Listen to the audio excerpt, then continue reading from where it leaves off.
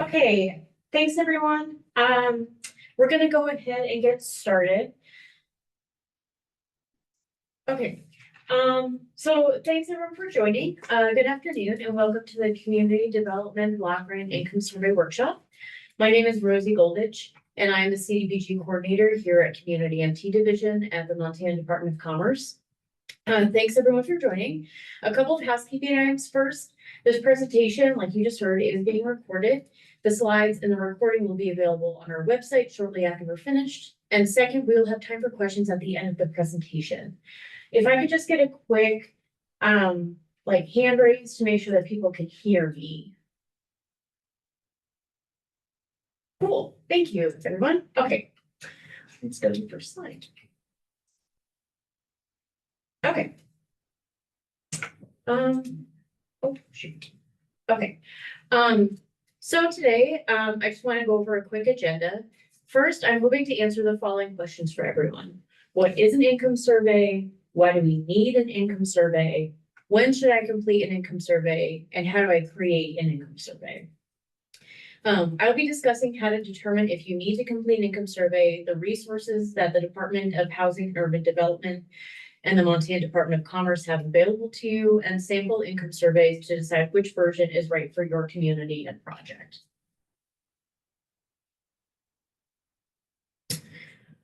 Before we discuss the process of income surveys, let's take a step back to review the low to moderate income national objective. CDBG program has 3 national objectives: benefit to low and moderate income persons, aid in the prevention of or elimination of slums and blight, and urgent need. Today, we will be focusing on the benefit to low and moderate income persons national objective.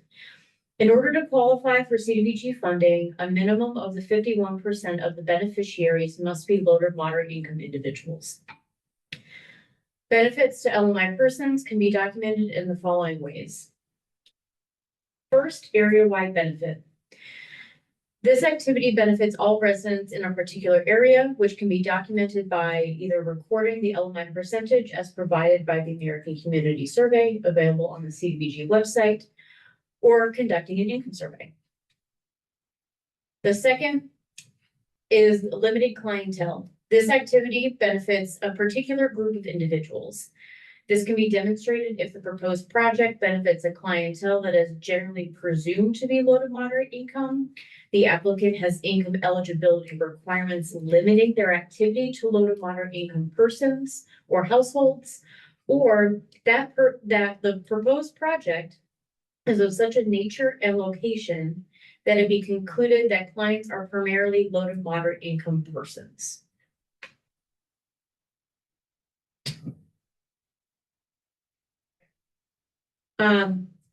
The first step in determining if you or the community you work for requires an income survey is to visit our census and target rate table on our website. In this table, you can search for any census designated place, city, town, consolidated city, county, or county. After you have selected your geography, the low and moderate income percent, seen here, as well as additional information will display. If this number is below 51%, then an alternative method of determining CDBG eligibility, like performing an income survey, will be required. You can find this table on our website by selecting infrastructure and planning at the top, then resources, then census and target rate table. I have included a link to this page at the bottom of the slide, and as previously stated, these slides will be available after the presentation.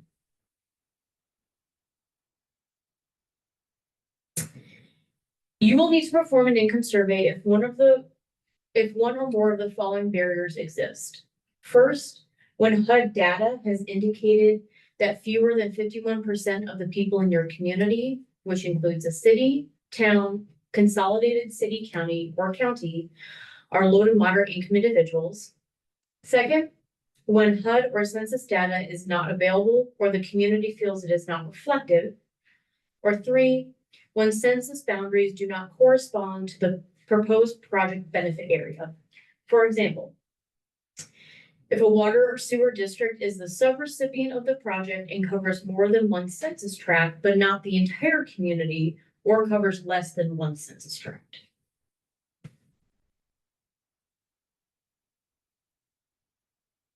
If you have determined that your community must complete an income survey in order to be eligible for a CDBG application, the first step is to find out what are the low and moderate income levels are.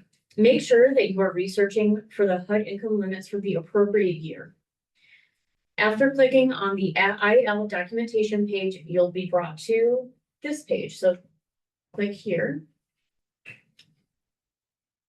You'll be brought to this page where you will select Montana and then the county where the income survey will be occurring.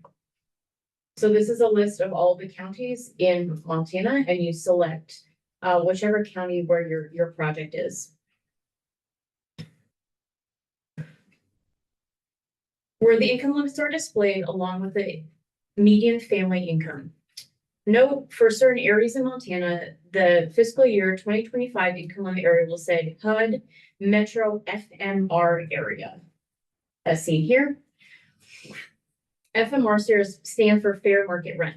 On this example page, if you're going to perform an income survey using an income range, you can use the bottom row low income limit, which is 80% of the area median income, or AMI. For your upper limit, and either the very low or extremely low, so either very low or extremely low, as the bottom income limit. This will become clearer as we walk through the income survey examples.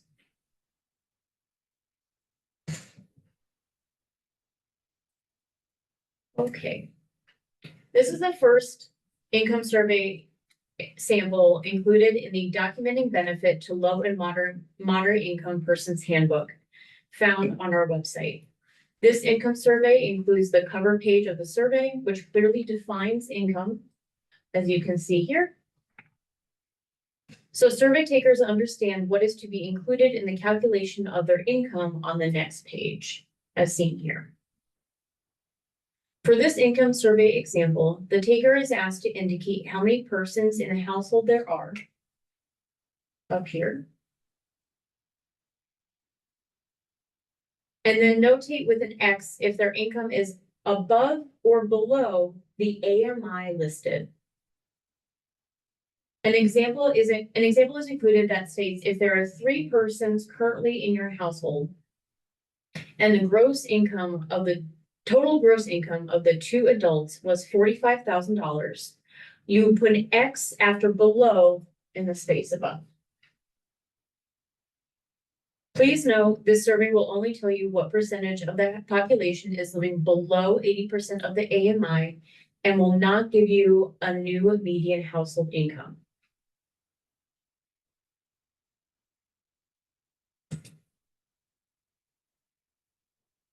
The second survey example included in the documenting benefit to low to moderate income persons handbook distinguishes between low and moderate incomes by using the above or below method. Once again, there is a cover page defining what income to include for this survey, as seen here. On the second page, the survey responder will first select how many individuals are in the household. So they would indicate here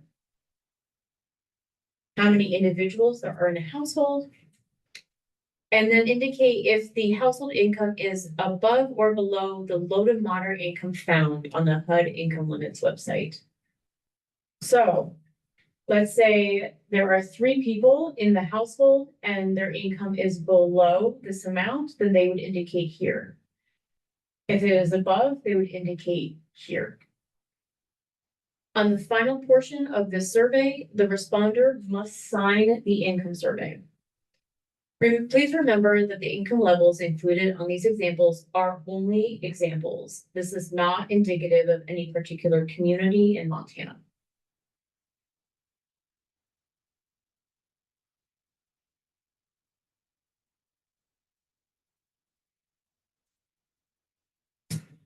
Option 3. The third income survey example includes the number of individuals in the household, the definition of what income is, as seen here. This is where they would fill out how many people are in the household, the definition of income, and simply asks for the total income of that household for the given year. This type of income survey will give an exact number, which is the median household income, and therefore is the only income survey tool that can be used for the Montana Coal Endowment Program, or MSEP, and CDBG applications. So if you have a project in mind that will be including both of these programs in the funding matrix, please, this might be the right survey tool to use for you.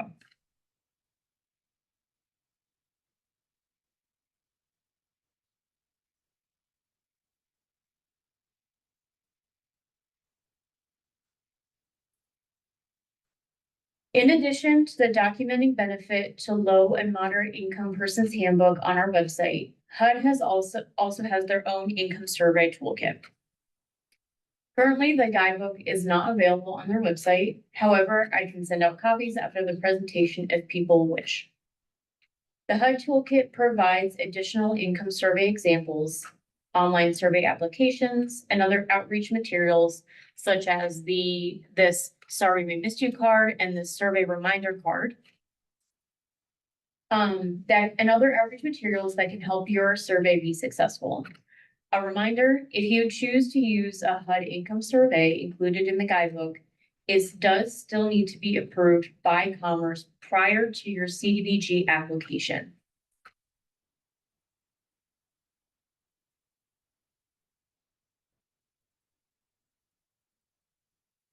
Okay.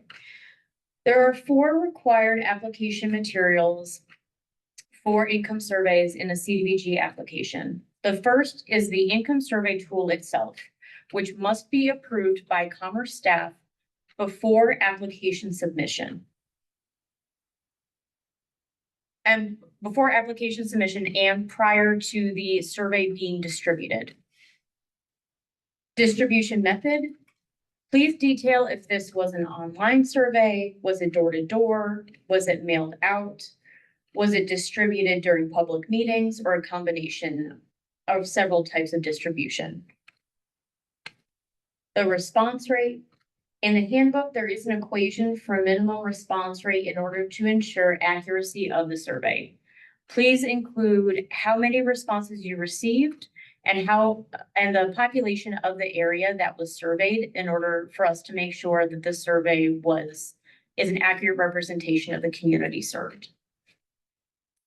And documentation of approval by Commerce staff. Once your income survey has been approved, you will receive an email confirmation. Please include this email as documentation that the survey tool has been approved by staff. And another note, if you're wondering where to put all of these relevant application materials, these would be included in criterion 6 of the CDBG Public and Community Facilities application.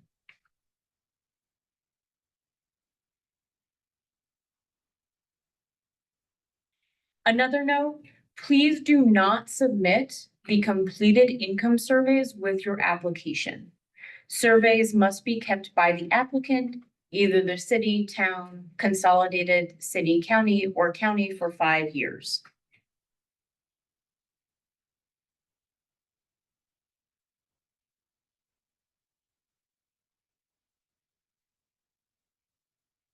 As previously stated, the documenting benefit to low to moderate income persons handbook is available on our website. Please visit the CDBG Public and Community Facilities page under the Applying for Grants tab. There you will also find the pre-recorded pre-application training for criterion 6 of the CDBG Public and Communities Facilities application, where low to moderate income status is reviewed. During this training, it is also discussed the ranking and reviewing criteria of this criterion 6. If you have any further questions about low to moderate income documentation.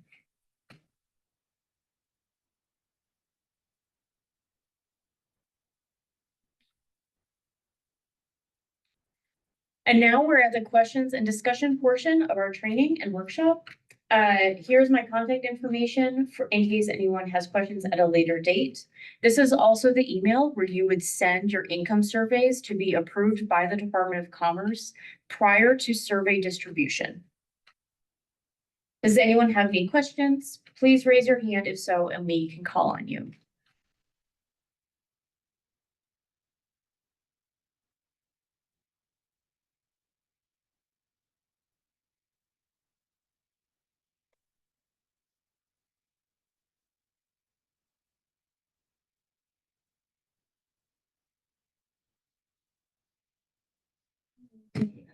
Yeah. So are the responses to the survey confidential in any manner? Yes, because they include income information. That's why they can. Correct. So a completed income survey will have the like the name of the individual, their signature, and also their income information. And we don't want that. Yeah, good. But the eligible applicant needs to keep those filled out, completed surveys on file. Yeah, in case we need to review the eligibility or, yeah.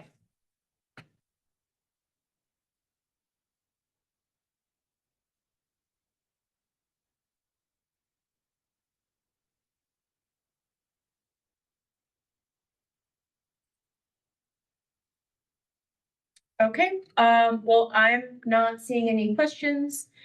If people do have questions, please feel free to email me at rose.goldich@mt.gov or call me at 406-841-2787. But thanks everyone for joining today.